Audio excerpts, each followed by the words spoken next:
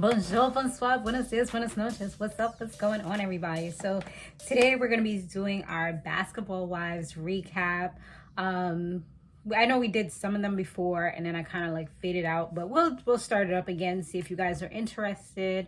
And it looks like it's going to be a pretty decent rest of the episode. This is like the mid-season or something like that. So anyway, this is episode 14, and I saw most of the ones before the little break off. I think the last one, I just didn't see the last one, but that was about it. But anyways, if y'all not subscribed, y'all better go ahead, hit subscribe. You already know. Turn on your post notifications so you don't miss any of my videos. I know Power's about to come on soon, so you know we are excited about that. Have y'all been watching BMF? I've been watching it. But, you know, that's like one of my little guilty pleasures or whatever. So anyway, let's go ahead and talk about this episode. Brooke, she was in church. She was trying to get some counseling, some prayer. You know, a lot of times when we go through things, we turn to either, you know, some type of spirituality, or you become religious or things like that. Or maybe you'll find another passion that can kind of get your mind off of the things that are hurting you, and so that you can uplift yourself again. So it looks like that's exactly what she was doing. You know, she said that her husband had betrayed her, and therefore, you know, she was trying to get some faith, you know, so she can move past all this. Jackie, she's, I guess, doing real estate. I heard her telling Doug that. And it looks like all the ladies, they're trying to show like a little bit of their family life. I mean, I've noticed that they've been doing that a lot more. Like now they're showing their kids and things like that. And I'm pretty sure their kids probably get some type of stipend whenever they're shown on the show. I would suppose so. So I'm thinking that that's why in a lot of these shows, like people be showing their family and things like that, because now everybody's getting a paycheck, you know? Yeah, so I mean, that's pretty cool. Jennifer, she's really into this guy now. Like they are progressing, moving forward in life, and it's like a real official relationship now, which is cool. And so yeah, she might have found a diamond in the rough, like she said, but he's about to let her meet his parents now for brunch, which was pretty cool. She did go ahead and meet them, and the father, he went straight for the juggler, you know what I'm saying? He was just like, what are your intentions with my son? You know, normally it would be the other way around, where the father is kind of asking like, oh, what are your intentions with my daughter type of thing. But for this, it was a little bit different. They also had asked about if she was open to the idea of children. She took a little sippy sip and she said that she was actually open to the idea of it. I feel like she doesn't really want to, but she knows like, okay, I do want to be married. So this is something that I kind of have to be open to. I feel like that's the reason why. And plus, I don't believe he has any kids. She doesn't have any kids. She was content with being a dog mom, you know? So I don't know. I guess we'll see how that pans out. But I don't know. I just see her more so. I mean, people change though, so I don't know. I just don't feel like that's something that she really wants to do, but she'll probably compromise. Jackie and Malaysia, they're in a much better place. You know, they're good. Jackie, she did mention that she's scared because, you know, her man, he does all this coaching and stuff, and it takes up a lot of time, and she's worried that they might end up going in different paths. And sometimes that does happen. You know, people grow apart because they're finding out who they are, or, you know, they both have different journeys, and, you know, you just kind of go this way. But I feel like they good though. I mean, we'll see. She be on him, so Malaysia, she feels like one of the other ladies might have possibly shared information with her ex Jelani, saying that, you know, stuff about him not paying child support, because she's like, he knew the information and sent a cease and desist before the episodes even aired. So she's like, how did this even happen? You know, there has to be some type of leak within the group, or maybe in casting or something. Maybe somebody from the cast is talking to him. You never know. You know, be the person you least expect sometimes. Maybe the camera girl or like one of the producers or something. You never know. He do know people at the end of the day. Like, he was on the show. And I'm pretty sure that some of those people have kept their jobs throughout that time. So, I mean, you're thinking that it's probably her, but It could be anybody that knows him, you know? So she said that she's probably going to sue him because she needs him to help her out and things like that.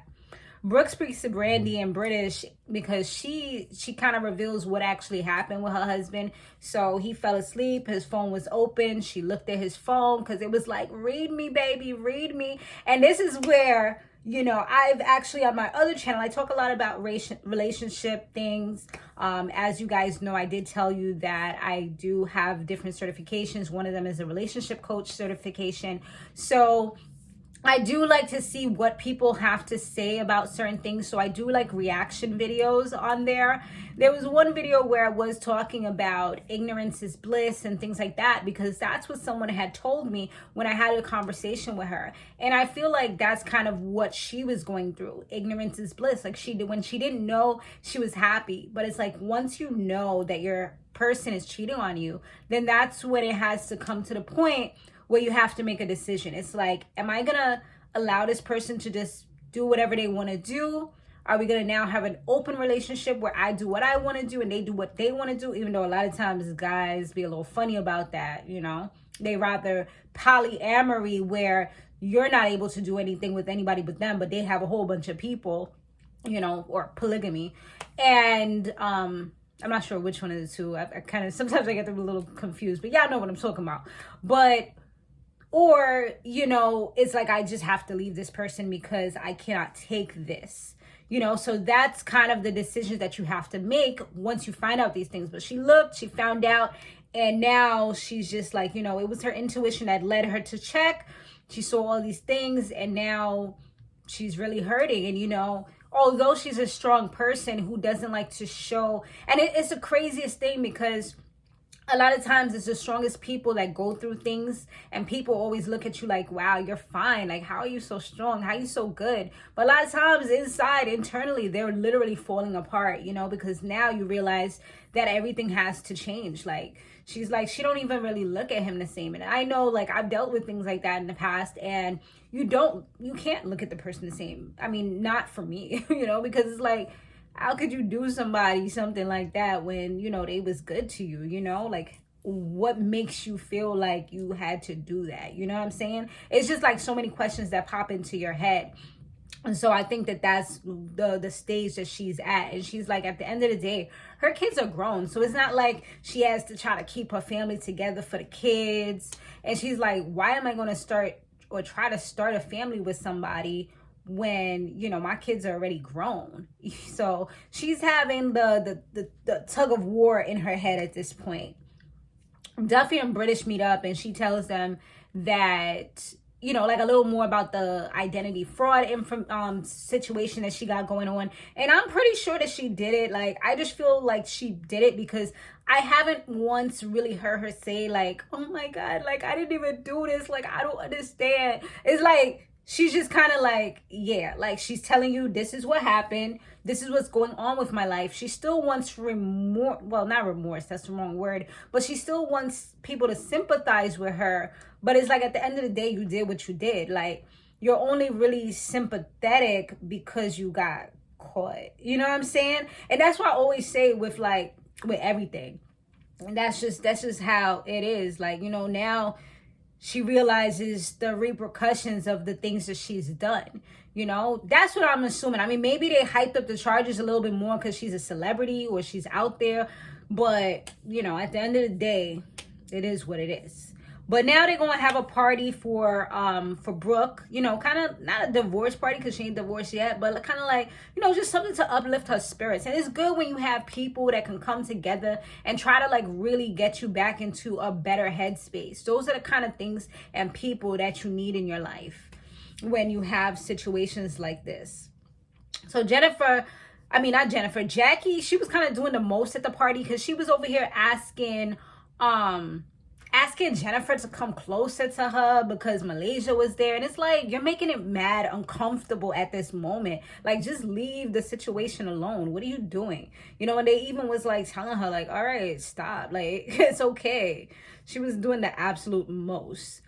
And then they were all speaking about like divorce and stuff. Here goes Jackie once again, like being a little weird to Jennifer, saying, "Oh, how did it feel when your ex threw a drink in your face?" Like, why are you bringing that back up? I'm pretty sure that was a triggering moment for her. It was humiliating, embarrassing, like degrading, you know, like throwing a drink in your partner's face. Like, that's crazy, you know.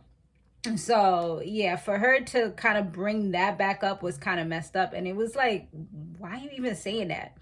Malaysia and Brandy kind of had a little bit of a little sit down because Jackie was trying to be peacemaker, bringing everybody together. But it ended up uncomfortable as well because Malaysia was like, she feels some type of way, that she's hurt by her. And then they talk, and she tells her that she feels like she might have been the one. Well, she asks her, did you tell Jelani anything about, you know, us talking about him and stuff like that? And she's like, no. Like, at the end of the day, I don't even speak to you, so why would I speak to him, you know? So at least that was able to kind of, I guess, be squashed for now. Brooke's husband, Steve, he ends up coming on FaceTime with her. And, you know, they did have a great party and all that stuff. Next day, I'm assuming, he talks to her, or whatever day it was. And he's all trying to woo her, apologize to her. He sends her flowers, like a bouquet and all that. And she told him that she's not really sure about if the marriage can survive everything. And she's like, at the end of the day, her mind is like, she doesn't know if she wants to move forward. And she also has like a bruised ego as well, because that does bruise your ego. Like, how you let them, you know, like how you let somebody feel like they can come up on me at the end of the day. And that is probably even worse because she's a celebrity. So it's like, damn, like you got me out here looking stupid. You know what I'm saying? Like, this woman sees me out here, you know, talking about my man and stuff, but she out here like, yeah, but he coming to me every other weekend or every other night or whatever it is, you know what I'm saying? So it's definitely a bruised ego, especially when Brooke is trying to be out here looking like a bad bee, you know what I'm saying? And, you know, you could tell that she's somebody who really cares about herself, you know? And she was a video vixen and all those things. She does acting. She, you know, she's talented. And she's out here doing things for herself. And so, yeah, her ego was definitely bruised by that. And, you know, her mind is telling her that this is possibly the end of the road, where her heart is saying, you know, this is a marriage. You're supposed to fight for your marriage. You see, she was going to church and things like that. So, you know, when you just go to church, they tell you that you're supposed to stay in this marriage forever and ever, regardless of anything, which to me, and maybe it's because I'm not any longer a religious person, I'm more so spiritual. I don't see why you should allow somebody to disrespect you and still stay with them. Like, it's just blasphemy. Like, it doesn't make any sense. And I feel like sometimes that's what's wrong with, you know, like certain religions and cults and things like that, because they're telling you to pretty much allow this person to walk all over you, especially if they're only apologizing because they got caught. And I feel like that's the biggest thing. Like, that's why a lot of people apologize, is only to save face, so you can forgive them and so they can possibly, you know, maybe change better. But if there's no change behavior, then the apology absolutely means nothing, you know? And the only reason why he's even coming to her saying, you know, that he wants to do better or whatever is because it was revealed. If it wasn't revealed, he would still be out here, you know, having fun with whoever he's having fun with. So, you know, this is definitely a lot of things for her to think about. But I think ultimately she did end the marriage, because I saw that there was a headline about it a while back, like last year. So yeah, I'm pretty sure she's like single again, which is crazy because she wasn't even married for that long. But I mean, it is what it is. You got to do what's best for you, what's best for your mental health. And if you really don't see any like real reason to hold on to something, and you feel like they're possibly going to do it again once you let them back in, then hey. Now, Malaysia, Jackie, and British, they hang out, and British was saying that she's dating 3 men right now, and Jackie kind of judged her and was saying like, oh, your body's your temple. I mean, it wasn't necessarily yeah, it was judging, but it wasn't necessarily saying anything wrong, because I see she was coming from a good place, like saying your body's your temple and you've been out here acting crazy. But British is just like, I like, you've been getting in everybody's situations, business, and just inserting yourself. Like, you just, like, the ladies, everyone is starting to think that you're just bored. And you know, saying that and the way she said it, it didn't hit. Like, it didn't hit the way she thought it was going to hit. Jackie started getting offended. Malaysia's like, oh, here we go. Like, she could already see the flames were starting to come up. Jackie's just like, wait, hold up, wait a minute. Like, why? Because I'm successful. I got a man that loves me. I got a good, long marriage. You know, like, nobody's on my level at the end of the day. Like, she was going off. And she was like, you know what? Let's go ahead and call some of them up. Like, that's how hype she got, that she started wanting to call people up. She called Jennifer, and Jennifer didn't even answer her. Jennifer answered when this chick called, when British called. And she said it in a much nicer way. She's just like, we know that you're coming from a good place, but it's still like you are butting in people's business, and sometimes you do too much. And then it was okay. I feel like she said it in a beautiful way. She delivered that message like magnifique, like really good, très bien. But I do feel like she kind of, like, it just kind of went left when they kind of started talking. She was like, Malaysia, when you, like, how you came to my house and you wanted me to hang out with Malaysia. Malaysia was like, hold up, wait a minute. Like, it's not even that serious. You know what I mean? Like, don't be throwing my name out here. You ain't gonna be speaking on me like I ain't sitting right here and you on speakerphone. I mean, to be honest, to be fair, I would do the same thing, because you're not gonna be speaking about me and I could hear you. Like, nah. Like, if you got something to say, address me. And that's it. Yeah, I be trying to be on some love and light, y'all. I be trying, but it don't. That don't mean you can talk in any type of way neither. Like, it's a balance between the yin and the yang, good versus evil. You know what I'm saying? Like, that's how we have a world that we live in.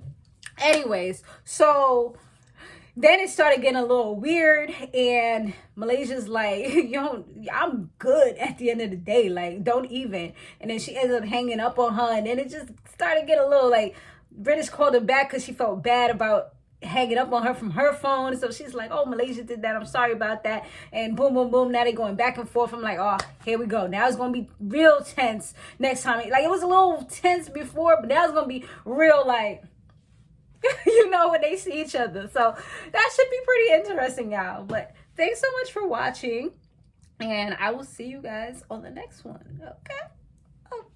Okay?